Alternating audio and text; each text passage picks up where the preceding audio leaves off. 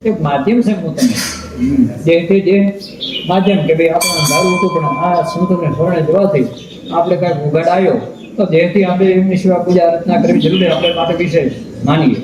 બાકી ગુરુમાં તમારામાં જે બ્રહ્મ નારાયણમાં એ કોઈ ભેદ જરાય નથી. તમારા ભગવાન છે એ જ મારામાં છે. કીડી કુંદરમાં પશુ પક્ષીમાં એ જ નારાયણ છે. એટલે દેહમાં દયા ભાવે છે, મા બાપની સેવા. અને પછી શ્રદ્ધા રાખવી નહીં, પણ અંધશ્રદ્ધાથી દૂર. શ્રદ્ધા રાખવાની કે કંઈક છે ભગવતી સ્વરૂપે ભગવાન રૂપે કંઈક છે ને છે. બાકી આ ચાલે ના શરીર ચાલે ના વિશ્વ ચાલે. પણ અંધશ્રદ્ધા બને એટલું ઓછું માનો. એ તમારે નક્કી કરવાનું કે આમાં અંધશ્રદ્ધા કેમ શ્રદ્ધા એનું પાછો ને પૂછો બોલું